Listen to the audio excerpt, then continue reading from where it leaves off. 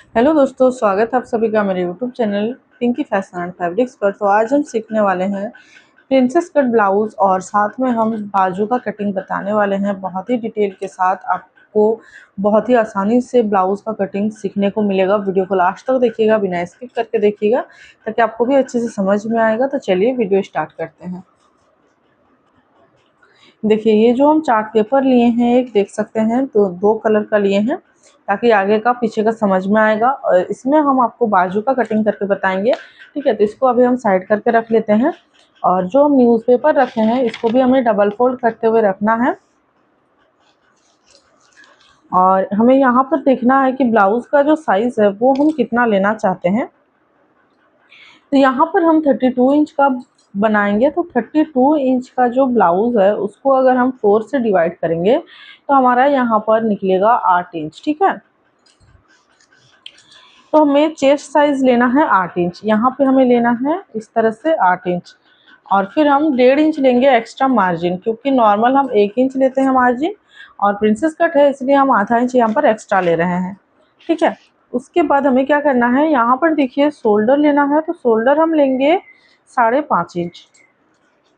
ठीक है, 5.5 inch shoulder लिए हैं। यहाँ पे हमें आर्म होल भी लेना है 5.5 इंच। अब हमें इनको मिलाना है,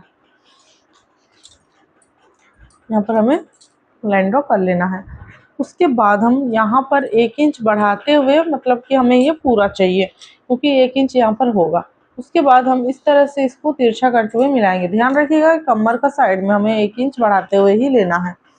ठीक है, उसके बाद यहाँ का जो लंबाई है, ये लंबाई हम लेंगे कम से कम, ये वाला जो लंबाई है वो हमें लेना है कम से कम 15 इंच। ठीक है, क्योंकि ये प्रिंसेस कट है तो यहाँ पर हमारा उठने का चांसेस बढ़ जाता है, कपड़ा ऊपर तरफ चढ़ जाता है, इसीलिए हमें यहाँ पर बढ़ाते हुए लेना है 15 इंच का। ठीक है, नॉर्मल ब्लाउज होता तो हम यहाँ पर 12.5 इंच रखते, लेकिन ये प्रिंसेस कट है इसलिए हम यहाँ पर 15 इंच रख रहे हैं।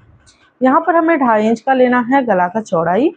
और यहाँ पर हम लंबाई रखेंगे 5 इंच। आप अपने हिसाब से यहाँ पर ज़्यादा या कम कर सकते हैं। ठीक है, इसको हमें इस तरह से चरकुट कर लेना है। और फिर हम यहाँ पर गोलाई का शेप देंगे। आप अपने हिसाब से यहाँ पर दे सकते हैं कोई भी डिज़ाइन। ठीक है, उसके बाद हम आर्म होल में भी गोलाई का शेप दे देंगे इस तरह से।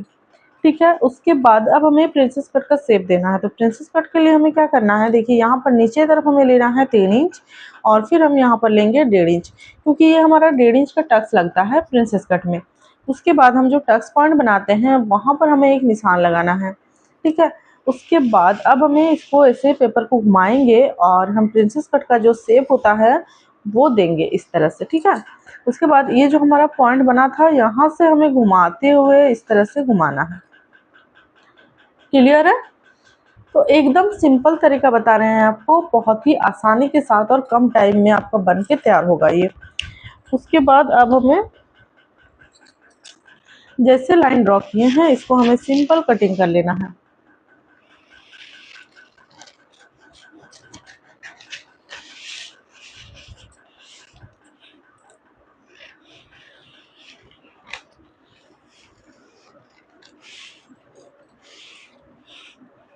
जो प्रिंसेस कट का शेप है वो भी हम यहाँ पर कट कर लेंगे।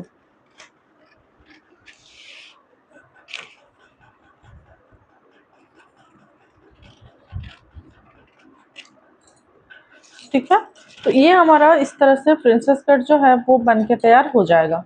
ठीक है, इसका जो शेप है वो कुछ इस तरह से दिखेगा।